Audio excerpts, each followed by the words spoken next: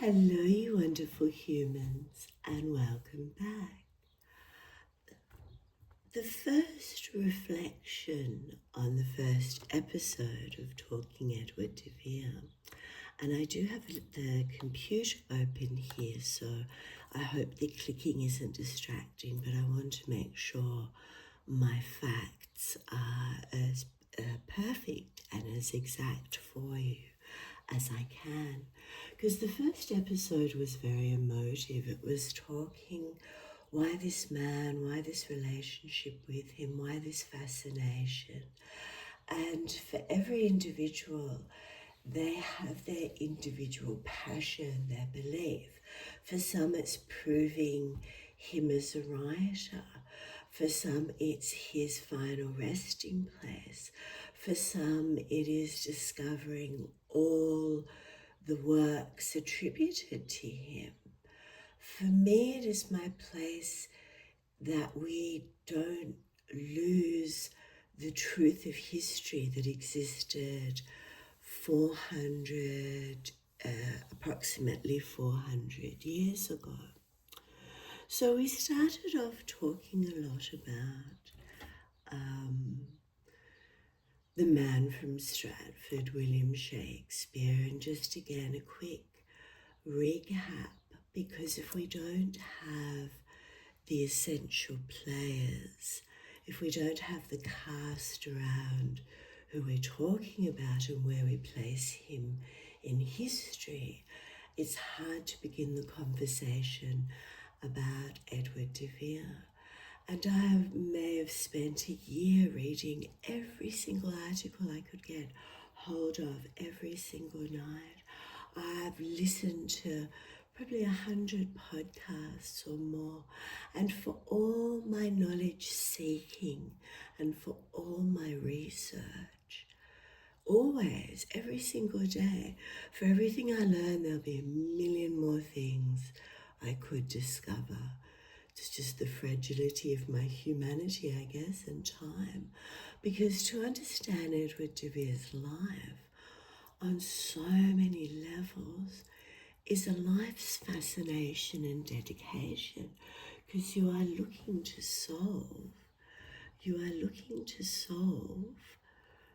the world's greatest mystery, expressed in this voice, this large anal system putting breath and the intonation of lip, tongue and teeth, and the correct emphasis on syllables.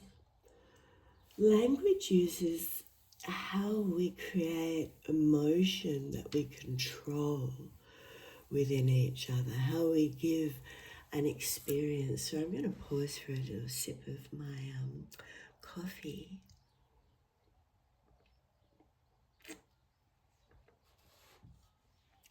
As a Melbourneian, coffee's in your blood. Well, we're going to talk more about recapping Shakespeare, the key players around, the man from Stratford, the key players around Edward de Vere, the 17th Earl of Oxford, and why he is the author of the works. And there needs to be immediate rebranding, immediate renaming, and the term deadwording or deadword I've heard used.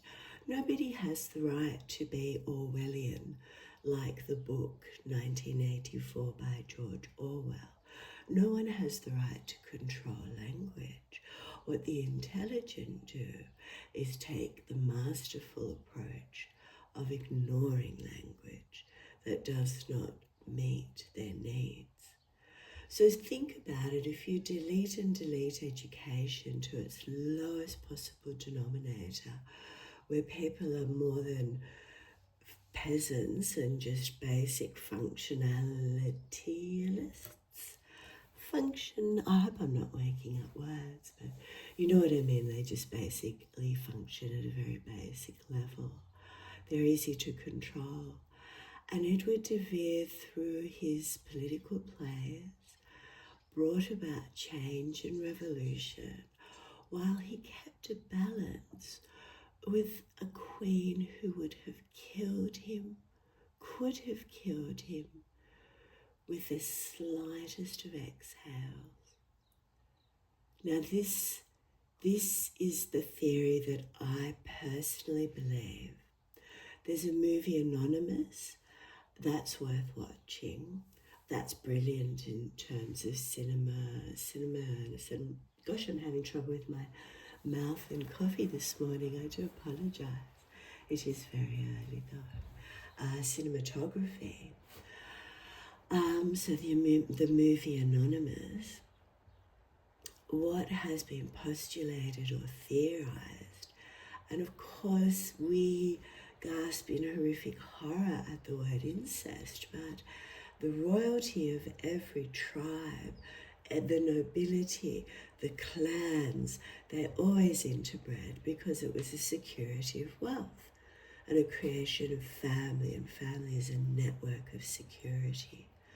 So Stratford man, quick recap, married twice or almost married twice when he was 18.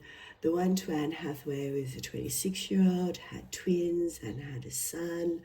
When his kids were little, he buggered off for 7 years.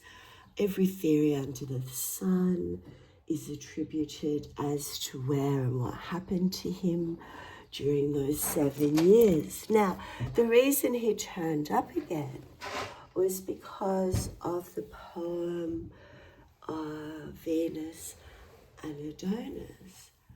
And that is a different exploration on a literary level if you want to go looking at the history of the published works of the Elizabethan period. And one man has made it a 20-year dedication to have read every piece of literature produced. And I don't want to misquote his name. I'll come across it. It's either Proctor, Richard, but his research is phenomenal and well worth investigating. So the man from Stratford disappears for 7 years, poem turns up in his name, boom, boom, boom, boom, boom. And then the question ending the last episode is very much, well, if there's no proof this dude is the writer, how did he get to be so phenomenal? And the major points are Alexander Waugh and his research on YouTube shows that Edward de Vere's burial site was hidden and moved for political reasons. But the reasons, and Alexander Waugh pointed out that the mentioning of the River Avon, that's one reason why people go, oh, hang on, he was a writer and he lived on the River Avon. Well, it must be William Shakespeare. Well, there were probably approximately 5 William Shakespeares at the time, and even one who died sort of concurrently to him at his fame. It was a common name. But so there was this mention of the river, so everyone got deeply hysterical and believed, well, that proves it. The second is the grave site. Now, where in Stratford-upon-Avon, where the church is, the whole Disneyland, the billion-dollar industry, the multi-million-dollar industry, which is a shameful selling of an inaccurate past. The fact that history has to be rewritten, but the tiniest little scraps that identify and kept this myth rolling and blew it out of all proportion was, one, there was a reference to the Stratford man and a river. Oh, that was like hallelujah bells, that makes it him, that's his address. Very contestable and highly seemingly untrue. 2, his burial site, where the man from Stratford ended up. I think it's been radiocarbon dated or excavated or whatever sort of technology they did, and it was too small for a human frame. Now, the whole grave site of the Stratford Manor I won't go into, but basically it was originally his father's, because which writer, as a writer, there's a statue of this puffy, bloated-looking, plague-ridden corpse of a face holding a pen above a pillow. Now, you don't do that. Writers don't write on pillows. It's common sense. The image is a grain of wheat or a sack of wool or whatever. They were farmers and merchants in this little shit town. So somebody tampered with the grave and the family didn't know who. And I said I didn't want to go into the woods, but for one of the greatest writers who brought language out of filth, you know, from people literally crapping themselves and crapping in the streets, he brought us language that took emotions to the heavens and articulated the greatest question of the times. And still today, I believe one of the greatest questions, you know, human suicidality. Do we live or do we don't? Do we create a reality with every exhaled breath or do we don't? Fascinating stuff. So the man from Stratford, okay, these are the points why people think his burial, the mention of the river, the first folio. Now, approximately, I think it's 402 years now. I don't want to date dates with current dates because that makes dates even more confusing. But 400 years approximately ago, a book was written with all the plays, 36 that we know of, or I think one perhaps is a cardinal is listed and not in existence. But you have to remember plays from that era, the leather, the vellum, allowed writings to exist impeccably. We have no writings of Edward de Vere, the man from Stratford, or Edward de Vere. We have no written scraps or proof. And yes, the argument could be made it was an oral, acting was an oral tradition then. The birth of acting was to go and listen. It wasn't to go and watch. So stagecraft was very rudimentary. For example, you know, the famous stage direction, exit, chased by a bear. The tradition of theatre that had come, and I know I'm off topic, I'm just enjoying where this is taking me. And the history of theatre that the Elizabethans were privy to was the ancient Greek. And in ancient Greek theatre, the imagination is the most dominant. So, for example, when an eye is gouged out, that happens off stage. You know, the actor will then come back on stage, perhaps with gore and blood. I don't know, I'm not an expert on who would know the audience watching the shows. I did know women were banned though, or segregated, or maybe it was just for political reasons, because they were very, they were very democratic, the Greeks. That's where we got democracy from. But back to the Stratford man. So we've got all these little tiny snifflets of nothing that the desperate people who want to uphold the myth and want William Shakespeare to be the author and always be the author, and the everyman, the hero, the poor bugger, you know, wrote this out of thin air, will know that's the opposing question. He didn't. So we've got the factors: his burial, his burial, his name on works. This is the most pitiful argument. A pseudonym, a fake name, is AI of the 1500s. You know, The sensible thing to do, the common sense, and the entertaining thing, at least for a little bit, was the parlour games and the sitting around and the talking and the interacting. And when you have elite, beautiful minds and they're cloistered in fabulous wealth and privilege, and the conversations would have been fascinating. And to come up with plays, as we call them, to go from masks where you just hid your face and got horrifically drunk, I imagine. But all sorts of things to develop script and language and interaction of characters and to plot and plan the emotional journey of these characters. What is it in this me? What is it in me, this man, this story that I have to tell? And Hamlet is Edward de Vere's life with William Cecil. Macbeth is opening so many more doors to me. It has always been my favourite through fascination.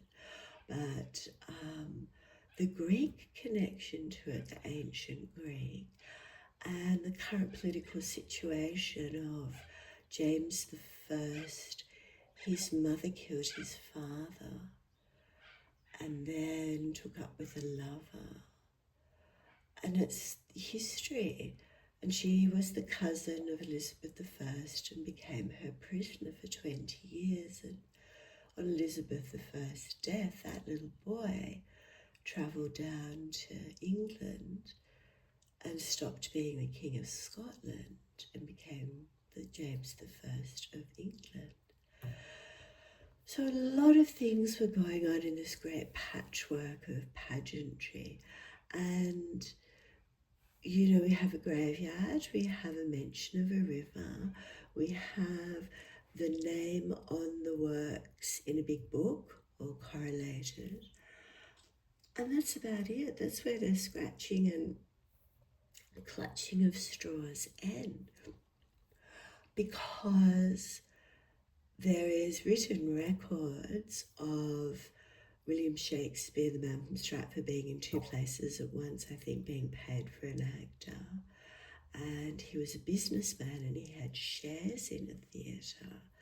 But you can't say simply because there was a record of him as an actor and he paid some money and he owned a theatre, that proved in any way he wrote the works. It beggars belief. Like, I'm trying to think of a similar sort of, is it metaphor or analogy, but it's just common sense. So with these tiny little scraps, I think it's 150 or 100 years later, I should be more approximate, but again, the less I talk about the man from Stratford, the better. The actor Garrick brought about the festival, brought about the free publishing.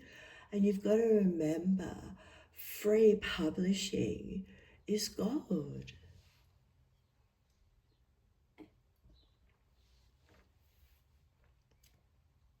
Here we had a body of work that had been through, the 100 years since Edward de Vere died to now. The works have gone through so many tumultuous changes. There was the, I'm trying to think of the word, not Reformation, the dissolution, like the successive kings and queens that came after Elizabeth I. When she died childless, the next ruling monarch was her nephew from, and I mentioned, tied into the story of Macbeth, James I. The King James Bible, like, he was a literate man, he was a gay man, he was a fascinating king and ruler. Sexuality was, gay was just normal. Because they came from the medieval romantic love and chivalry and well, the king had the life he wanted. He chose everything. He was beyond and above everything. So not a great supporter of royalty, I don't think. Like we're all, what is it, 4.5 billion years of compost? That's all what we come from. And it's our very lucky path. We get good nutrition and good education and good support to articulate our intelligence. And having worked as a teacher with children denied those choices, makes you even more strong and powerful in the fight for wanting to see them. All right, I promise you, I'm wrapping up The Man from Stratford. All these published works, the myth, the legend, William Shakespeare grew because he was a poor dumb bugger in a shit heap. Now it's called a, where is it? It's called a Sterquinium. I hope I'm pronouncing that right. Sterquinium. In April of 1552, John Shakespeare, William Shakespeare's father, was one of 3 residents fined for allowing this muck heap, this shit pile, to accumulate in Henley Street, presumably outside their front door. Now, the man that grew up in this pig shit filth, pig shit place, uneducated, wrote all these wonderful things. And he wrote the powerful, stirring political commentary. He wrote comedy. He wrote of international travels and brought Italy to the world. Now, Edward de Vere was known as the most Italianate member of court, and he travelled, and we know there, with proof to Italy. So with free royalties and with the guff and the muff and the most beautiful, sorry, I'm trying to scroll down, I have a very old laptop.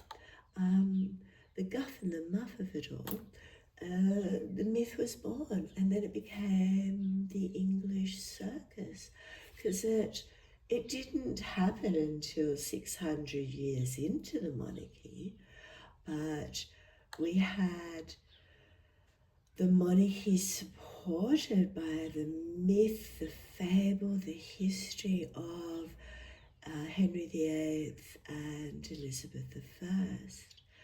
Now, these were the last 2 rulers, apart from, the prince and the sister, Tudor rulers, and the Tudor dynasty was the most life-changing. Oh, apologies, I might sneeze. I'm going to try and hold it. Oh, excuse me.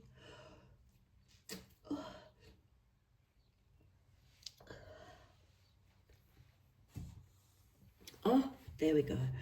It didn't come out. The Tudor period in history was one of the most life-changing in that it dissolved religion. Oh, I'm going to pause for a minute, excuse me.